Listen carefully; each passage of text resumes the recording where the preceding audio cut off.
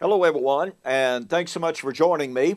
My name is Don K. Preston, and as has already been announced, William Vincent and I have agreed to a formal YouTube debate, in each of us presenting our reviews, me in the negative, on the issue of Daniel chapter 7, 13, and 14. Mr. Vincent takes the position that Daniel 7, 13, and 14 refers to the Ascension of Christ of Acts chapter 1. I take the position that Daniel chapter 7, 13, and 14 referred to Christ coming in judgment in AD 70. Now, it might help you to know, I once took Mr. Vincent's position. I once believed very firmly and taught that Acts chapter 1 is the definitive fulfillment of Daniel chapter 7. However, I began to read Daniel chapter 7. I began to examine it closely, and I realized there is simply no way in this world that you can make Acts chapter 1 the fulfillment of Daniel chapter 7. Now, before I get into my exegesis of some passages here, I want to respond. I want to take note of some of the things that Mr. Vincent said. And by the way, I very much appreciate his demeanor in his very first affirmative. I can assure you that I will conduct myself as a gentleman. There will be no name calling. There won't be any aspersions cast. There won't be any caustic language in my presentations. So I do appreciate William Vincent's demeanor. Now, in his first affirmative, William said that he wanted to set before us his hermeneutic and his exegesis. His hermeneutic, he says, is to take what the New Testament writers and the apostles and how they applied Daniel chapter 7, 13, and 14. Well, now look, I agree in principle with that wholeheartedly. I totally disagree with Mr. Vincent's application of the New Testament passages that he cited as fulfillment of Daniel chapter 7. And so, while I certainly agree that the New Testament writers are the ultimate authority on the proper interpretation of the Old Testament prophecies, that's what Peter teaches us in 1 Peter chapter 1, 10 to 12, that doesn't mean that Mr. Vincent is correct when, for instance, he goes to the book of John. He quotes John 7, John 12, John 13, John 17 passages in which Jesus prayed to the Father to be glorified, in which Jesus was being glorified, in which Jesus said, and now the Son of Man is glorified. And Mr. Vincent says, well, when was he going to be glorified? He was going to be glorified immediately when he went to heaven. And Jesus sent the Spirit after he was glorified. Well, you see, I don't have a problem in the world with those passages. My problem is with Mr. Vincent's application. Now, he says that he's going to engage in exegesis. Well, what is exegesis? Exegesis is drawing out of a text what is found in the text. And I want to say this as kindly as possible. You cannot draw out of a text if you leave out what is in the text. Right? I mean, exegesis is drawing out of a text all that is there.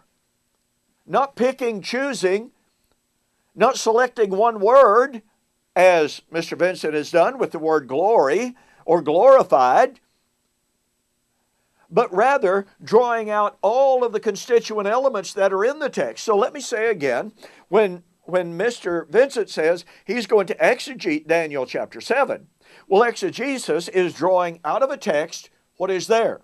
You do not exegete a text by leaving out what is there. This is absolutely critical. And let me illustrate this. Daniel chapter 7 has many constituent elements to it. It doesn't have simply the glorification of the Son of Man, okay? It sets that glorification within a certain given, positive, and undeniable context. You see, exegesis is only done properly when it honors context. Now, watch this. In Daniel chapter 7, Daniel saw this vision of 4 beasts. And these 4 beasts arose one after another. You have the lion, the bear, the leopard, and then that 4th beast, which was awful in form and in function. And in the days of that 4th beast, a little horn arose, speaking great swelling words against the saints, persecuting the saints, blaspheming the God of heaven. Okay? Oh, by the way, I just have to make note of this. We have been told by a former preterist that Daniel chapter 2 and the 4 beasts that are there refer strictly and solely to the time of Antiochus Epiphanes. Well, Daniel chapter 7 is directly parallel with Daniel chapter 2. But in Daniel chapter 7, the Son of Man, which this former preterist identifies as Jesus, appeared in the days of the 4th kingdom. Well, when did Jesus, the Son of Man, appear? He didn't appear in the days of Antiochus Epiphanes. And therefore, if Daniel chapter 2 and Daniel chapter 7 are parallel with one another, and they absolutely are, and if the Son of Man came in the days of the 4th empire, the 4th kingdom, the 4th beast, and he did, then that completely falsifies the idea that Daniel chapter 2 has nothing to do with the days of Rome. Absolutely destroys it. Okay, enough of that. Now notice, in Daniel chapter 7, what are the constituent elements? Remember, we want to engage in exegesis, to draw out of the text what is in the text, to understand the text. So in the days of this 4th beast, a little horn arises, he persecutes the saints, thrones are set, judgment takes place. Well, thrones are set, the Son of Man comes, the judgment of the little horn takes place, and the little horn is destroyed. You catch that? In the days of the 4th beast, the little horn arises, persecutes the saints, thrones are set, the Son of Man comes, he is given judgment, and he destroys the little horn. Now, Mr. Vincent focuses on one thing, the glorification of the Son. I suggest to you that's leaving out an awful lot of stuff that's in the text. You're not drawing out of the text what is in the text when you focus on one element, and that is the glorification of Jesus, and you leave out the little horn, the persecution, the setting of thrones, the giving of the judgment to the Son of Man, and then the judgment of the little horn. And by the way, let's not forget this, folks. In Daniel chapter 7, and in his first affirmative, I think it was interesting, fascinating, and revealing that near the close of his first affirmative, Mr. Vincent said, quote, "Hopefully we won't hear a lot about the little horn," unquote. Well, I can well imagine why Mr. Vincent doesn't want to hear about the little horn. But once again, proper exegesis demands, proper hermeneutic demands that we draw out from the text what is in the text. We don't leave out what is in the text. That's improper. So while Mr. Vincent doesn't want to talk about the little horn is an integral, vital, fundamental element of the vision, but not just the vision. Notice in Daniel chapter 7, 15 and following, "I, Daniel, was grieved in my spirit within my body, and the visions of my head troubled me. I came near to one of those who stood by and asked him the truth of all of this." All of this what? The vision. Now catch the power of this. "So he told me and made known to me the interpretation of these things." Interpretation of what things? The 4 beasts, the little horn, persecution of the saints, the thrones being set, judgment being given, destruction of the little horn. Listen to me, folks. This is the interpretation. Now, here's a question for us to ponder. Since Daniel chapter 7, 15 and following is unequivocally the interpretation of Daniel 7, 1 through 14, okay, then that is the interpretation. When we come to the New Testament, we should be able to find the New Testament writers, inspired by the Holy Spirit, agreeing with that interpretation. We should not find them speculating about the vision, but rather reiterating the narrative of the interpretation. And that's precisely what we find, by the way. So what do we find in the interpretation? Well, beginning with verse 16 and following, there are four great beasts. Check. Agreeing with the vision. A little horn arose. Verse 20. In the days of the fourth beast. Check. Just like the vision. That little horn made war with the saints. Now, I've got to say something here that will segue into a discussion that I'm going to have here momentarily. It is being taken for granted that the kingdom has already been established in the days of the little horn. I mean, after all, the little horn cannot persecute the saints of the kingdom unless the kingdom exists, right?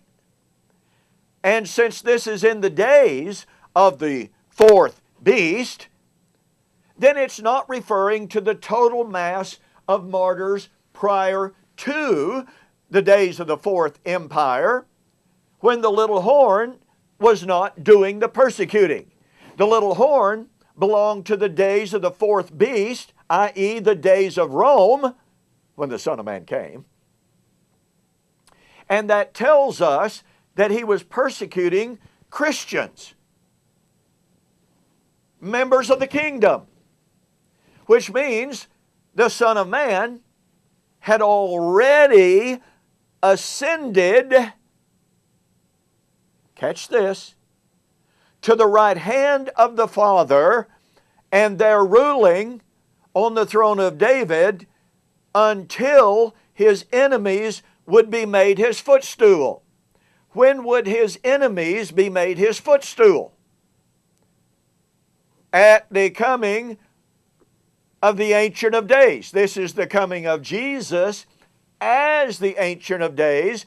This is Jesus coming in the glory of the Father. But here's the point you have to catch. One more time. The saints are already members of the kingdom. They're members of the kingdom in the days of the fourth empire, Rome. The little horn doesn't arise until the days of Rome. These are therefore new covenant saints, already members of the kingdom of Christ, who had already ascended to the Father, taken his seat at the right hand. In other words, the ascension had already taken place. More on that momentarily. But this is critical. You can't have the little horn persecuting the kingdom saints before the kingdom was established. The little horn did not persecute the saints prior to the ascension of Christ in Acts chapter 1. Period. End of story. What's they call that? Mic drop? Hello. Just doesn't work. So it is absolutely prima facie true that in discussing the rising of the little horn in the days of the fourth beast and persecuting the saints and thereby persecuting the Son of Man as their representative and their representative of Him, we are talking about the time after the ascension of Christ and the persecution of his followers as he sat at the right hand of the Father, waiting until his enemies, the little horn, would be put under him. I'll get to that here. Boy, I got to hurry. This is absolutely critical. Okay, so we have the arising of the little horn, the persecuting of the saints in the days of the Roman Empire, necessitating that it was New Covenant saints, which didn't begin until after Pentecost, again, thus necessitating that the little horn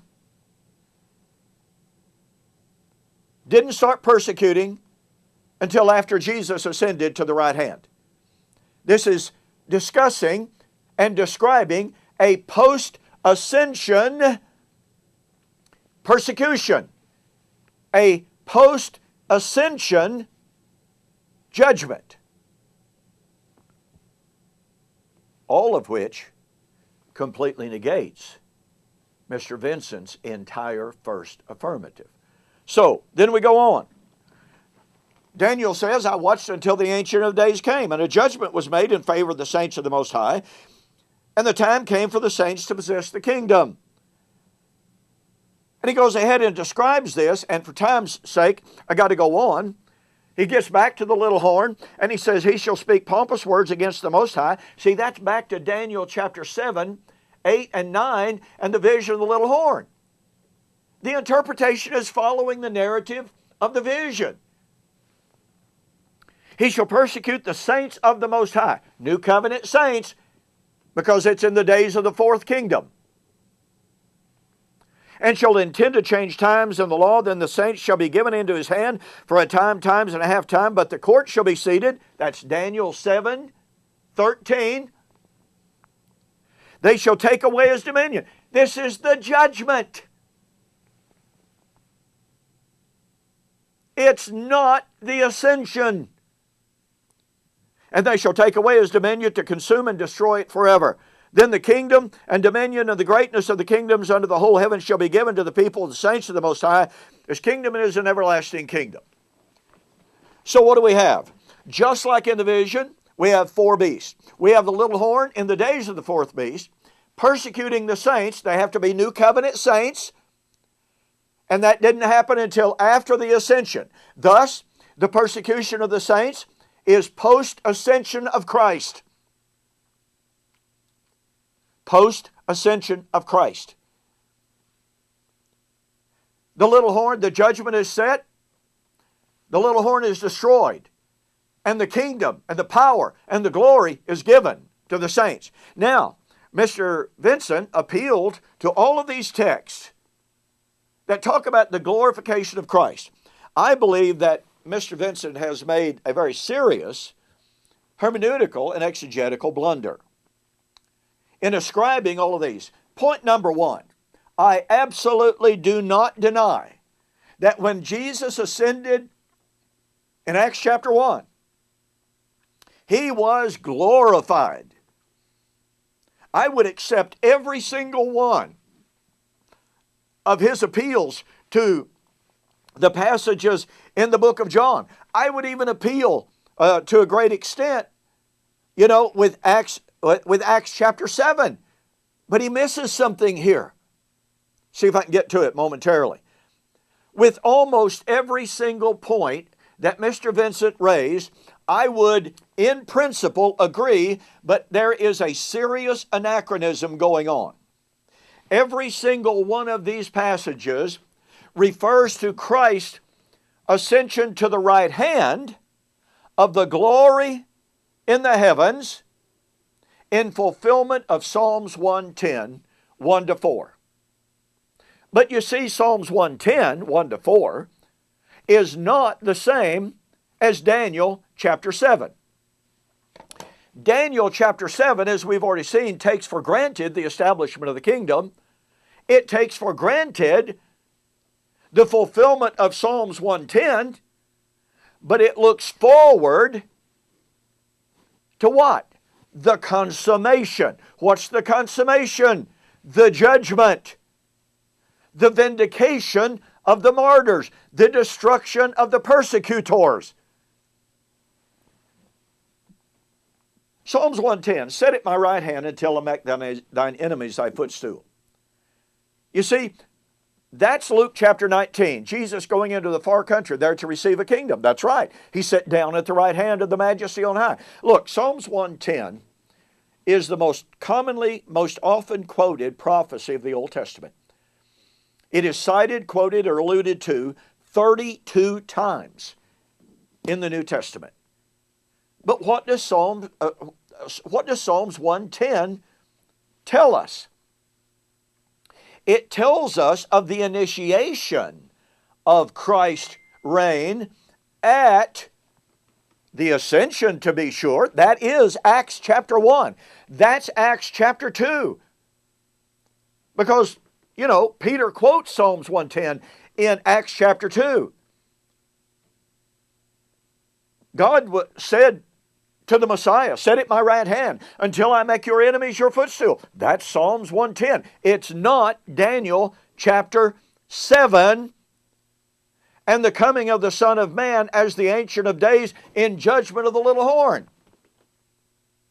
Once again, Mr. Vincent is leaving out so many elements of Daniel chapter 7. He is overlooking the fact that Daniel 7 presupposes the ascension, presupposes the glorification at the right hand. Daniel 7 looks to the time of the putting down of the enemies of Christ. I mean, after all, isn't that what the destruction of the persecuting little horn is all about? Now, let's look at this narrative of both the vision and the interpretation of the vision. In some of the passages that Mr. Vincent calls our attention to. And what I'm going to do here is I'm going to go through these somewhat rapidly because my time is getting away from me. My goodness gracious, is getting away from me. Now notice the narrative, once again, of Daniel chapter 7. In the days of the fourth empire, you have the little horn who arises. He persecutes the saints. Judgment is given to the Son of Man. He destroys the little horn. The kingdom is given in power and glory. Well, look at Matthew chapter 16. In Matthew chapter 16, 21 and following, from the time that Peter and the apostles confessed him to be the Christ, the Son of the living God, he began to show them that he must go into Jerusalem and there be betrayed and suffer many things at the hands of the Pharisees, the Sadducees, and the high priest. Peter immediately objected and said, "Not so, Lord." And Jesus put him in his place and said, "You don't even know what you're saying." But he said, "If a man will come after me, let him take up his cross daily and follow me." What's the cross? It's persecution. It's death for following Jesus. It's being persecuted for the cause of Christ. Just like Daniel chapter 7 said, presupposing the ascension to the right hand and persecution of the followers, the kingdom followers in the days of the fourth empire, Christians, then guess what? Here is Jesus living in the days of the fourth empire, predicting his martyrdom, predicting the martyrdom of his own apostles. Now watch this. In a verse that Mr. Vincent 100% ignored, as he discusses his death, impending death, as he discusses the coming persecution of those apostles, he then says, "For," Greek word gar, connecting what went before with what he's now saying, "For the Son of Man," that's Daniel chapter 7, "will come in the glory of the Father." That's his coming as the Ancient of Days, after he has been given the prerogative of judgment, Daniel chapter 7, 19 and following. "The Son of Man will come in the glory of the Father with his angels, then shall he reward every man according to his works." Well, what does that mean? Those who persecuted, those of the little horn, in other words, would get their reward. Those who suffered at his hands would get their reward. Now watch this. Mr. Vincent completely ignored this verse. But verse 27 agrees perfectly with the timeline and the narrative of Daniel chapter 7. It's the coming of the Son of Man in glory, in power, and in judgment. And then he says, or assuredly I say to you, there are some standing here which shall not taste of death until they see the Son of Man coming in power and great glory, coming in His kingdom, Now wait a minute. Here's what you've got to see. This is why it is such an egregious oversight by Mr. Vincent. Verse 28 begins with, assuredly I say to you, which is from the Greek term, amin lego humin. That term is used over and over and over in the Gospels. It never, ever completely, totally breaks a discussion. It calls attention to what is about to be said to emphasize what has just been said. You catch the power of that? Now watch this. Mr. Vincent says, verse 28, is the ascension. No, it's not. It's the coming of the Son of Man, to be sure, but what coming of the Son of Man has just been mentioned? In judgment. Not the ascension, in judgment of the persecutors. That is proven definitively by the grammar of the text. Assuredly I say to you, joins verse 27 with verse 28. It does not separate them. Running out of time, look at Matthew chapter 24. In Matthew chapter 24, Jesus warned His apostles in verse 9, they will deliver you. Who's that? That's His followers. And this would be after His ascension, okay? After His ascension to the right hand of the majesty on high in fulfillment of Psalms 110, after His glorification at the right hand, at His ascension, what did He do? He sent them out to preach. What was going to happen as He sent them out to preach? Listen, folks, they weren't persecuted until after they went preaching. You got that? No persecution until preaching. Matthew 24, verse 9. Then they will deliver you up to tribulation and they will kill you. You will be hated by all nations for my name's sake. Oh, wait. Along with the persecution would come what? Well, you know, they're going to go preach the gospel into all of the world. Matthew 24, 14. And then what would happen? The abomination of desolation spoken of by Daniel the prophet. Daniel 9, Daniel 12. The time of the great tribulation. And then watch this, immediately after the tribulation of those days. Now, you absolutely got to catch the power of this, folks. After the tribulation, if the coming of the Son of Man in power and great glory was the ascension, then the great tribulation happened before the ascension. Because in Matthew 24, notice the narrative, you have the preaching of the gospel, you have the persecution of those doing the preaching, you have the abomination of desolation leading directly to the great tribulation, and then immediately after the tribulation of those days, the sun will be darkened, the moon will not give its light, the stars will fall from heaven, the powers of heavens will be shaken. Then the sign of the Son of Man, who is in the heavens, He was enthroned there, yes, when He ascended. Psalms 110. Set at my right hand. Until when? Until I make your enemies your footstool. Oh, but then they will see the Son of Man coming on the clouds of heaven with power and great glory. When would this coming of the Son of Man be? In the judgment of the persecutors. After the great tribulation. Well, obviously, don't have time to get to Matthew 25